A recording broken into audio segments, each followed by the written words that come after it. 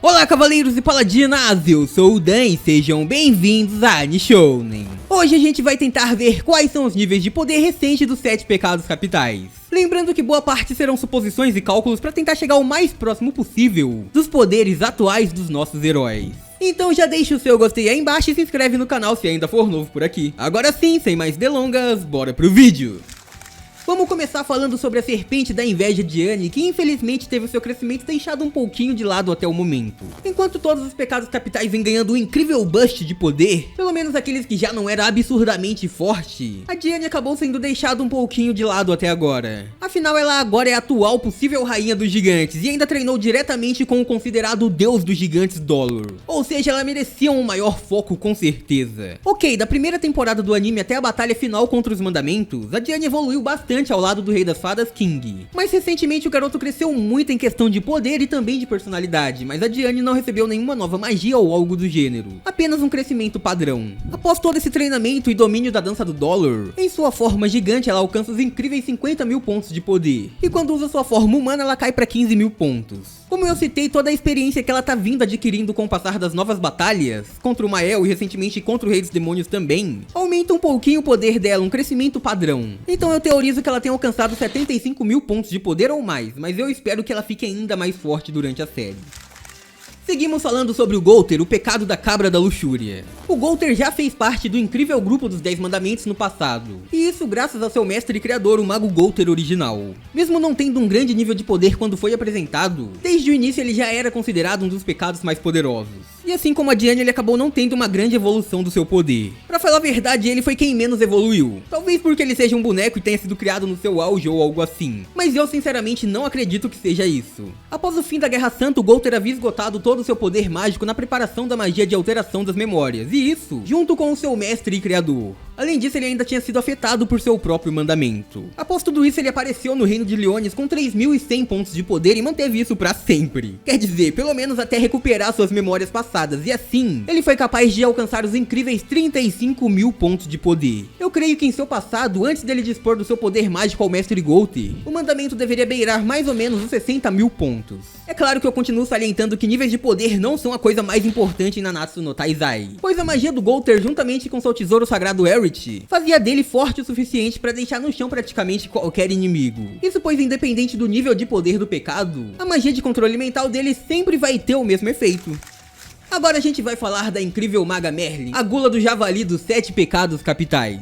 O caso da Merlin é muito parecido com o de Gowther. Ela não teve um grande crescimento em seu nível de poder, mas a maga não precisava nem um pouco disso. Ela nos foi apresentada com 4.710 pontos, e mesmo assim, ela sempre demonstrou a maior superioridade entre todos os 7 pecados capitais. Afinal, Merlin tem em mente os pontos fracos de todos os seus companheiros, e caso necessário, ela já pensou em maneiras para derrotar qualquer um. A maga ainda nasceu abençoada com a magia Infinity, um poder que permite qualquer uma de suas magias durar pela eternidade. Suas chamas nunca iriam parar de queimar e seu gelo nunca descongelaria. E mesmo tendo um poder mágico limitado, o seu conhecimento a faz capaz de criar magias e combiná-las. E tudo isso a ponto de não precisar ficar esgotada nunca, o que a torna extremamente poderosa em combate. Como eu acabei de citar, o conhecimento da maga é praticamente ilimitado. Afinal, ela passou 3.000 anos estudando e testando novas magias. E por tentativa e erro, hoje ela é a pessoa mais sábia de toda a obra. Afinal, sua gula é por conhecimento. A gente presencia um pouco da velocidade do raciocínio da maga e sua capacidade de prever e entender as magias inimigas antes de qualquer um, principalmente em sua batalha contra Kuzaki Chandler, onde ela conseguiu sozinha elaborar toda uma maneira de vencer os 2 demônios aparentemente mais poderosos naquela época. Sem contar o fato de que a maga ainda é imune a qualquer maldição e possui conhecimentos secretos do clã dos demônios. Ou seja, nível de poder não é o mais importante pra ela. E caso esses níveis não fossem simplesmente força, magia e espírito, a Merlin facilmente estaria acima dos 200 mil pontos.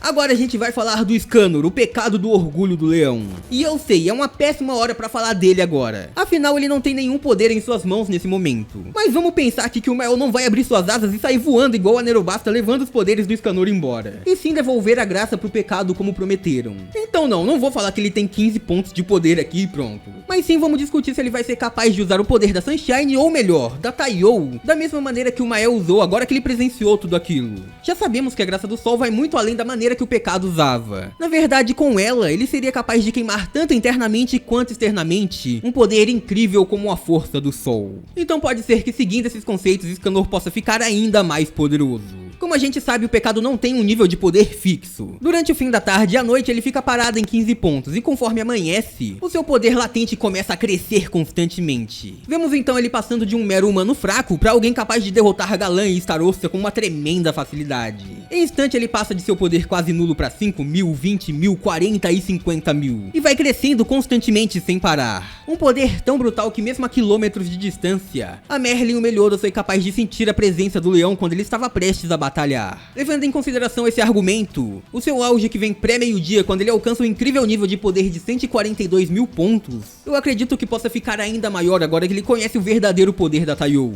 assim alcançando mais ou menos a marca de 200.000 pontos de poder nesse momento. E é claro que no meio-dia eu nem preciso falar, vocês conhecem a história, é imensurável e vocês já sabem disso.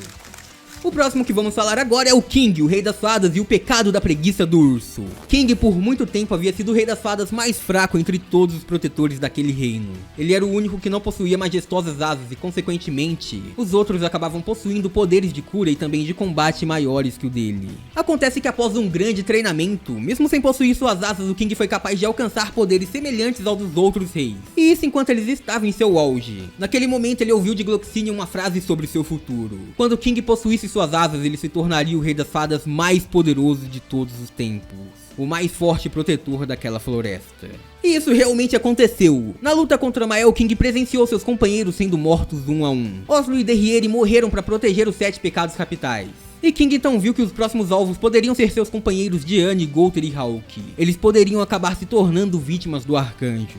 Nesse momento ele viu a necessidade de evoluir, e isso internamente, se tornando inconscientemente mais poderoso até que suas asas desabrocharam. O rei das fadas mais forte de todos os tempos havia nascido. King então venceu Mael com facilidade. Além disso, o poder do seu tesouro sagrado, que antes possuía dificuldade de controlar, se tornou capaz de usar em diferentes formas ao mesmo tempo, controlando várias de suas armas e a longa distância sem nenhuma dificuldade. Ele ainda foi capaz de enfrentar o demônio primordial, sendo o primeiro a causar algum dano naquele inimigo. King provavelmente evoluiu de pouco mais de 30.000 para muito mais de 200.000 pontos de poder. Agora a gente vai falar sobre o Ban, o humano mais forte de todos os tempos. Ele não nasceu com nenhum poder inato em seu coração como Escanor, e a imortalidade que antes o fez conhecido hoje nem mesmo é necessária. Ban é um humano comum, mesmo assim, ele possui força suficiente para enfrentar de igual para igual o grande rei dos demônios. Por muito tempo ele foi o pecado capital com o menor nível de poder, possuindo apenas 3.220 pontos, mas mesmo assim, ele foi um dos poucos que bateu de frente com o mandamento no primeiro encontro, e isso graças à sua habilidade de roubar a força física de seus oponentes. Naquela época ele também tinha tomado da fonte da juventude da floresta do rei das fadas, e graças a isso, a raposa havia se tornado imortal. Com isso ele não tinha motivo nenhum para temer qualquer inimigo que surgisse em seu caminho. Graças a isso, recentemente o Ban foi capaz de ir até o purgatório com seu corpo físico, tendo que suportar um ambiente que nenhum humano jamais seria capaz. Todos os dias o seu corpo era queimado e congelado pelas chamas de gelos do purgatório. Com o passar das horas que naquele lugar representavam anos, o seu poder físico, sua força, resistência e velocidade evoluíram de um jeito inimaginável. E por estar, como eu disse, em seu corpo físico, ao sair de volta ao mundo externo, Ban manteve todos os seus poderes ali adquiridos. Isso fez capaz de bater de frente em um combate corpo a corpo contra o rei dos demônios que estava no corpo de Meliodas. E isso foi um feito que nem mesmo o arcanjo Mael, com o uso da sua graça, foi capaz de fazer. E galera, como Nanatsu no Taizai não leva nível de poder como base principal para a força dos poderes dos personagens, a evolução do Ban é muito difícil de medir. Mas eu suponho que o seu poder atual deve estar entre os 300 a 500.000 pontos de poder. O rei dos demônios esteja com o seu poder dividido. Então se o rei, por exemplo, tivesse 1 milhão, seria 500.000 contra o Ban e 500.000 contra o Meliodas. Por isso vamos lidar como se o Ban estivesse nessa média de poder. Vamos colocar uns 450.000 pontos ou mais.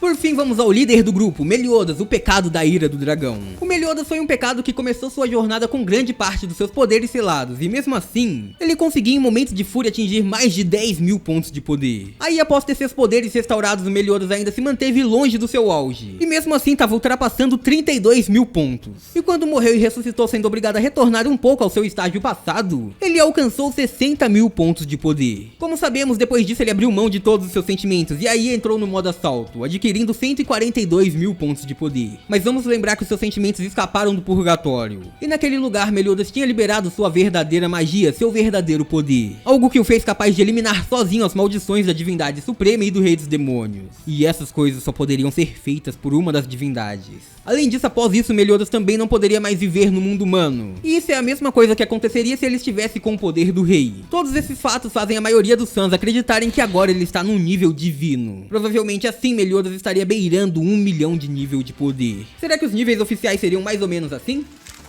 E por hoje é isso, muito obrigado por terem assistido até aqui, eu espero muito de coração que tenham curtido. Eu vejo todo mundo no próximo vídeo, até lá um grande abraço e tchau!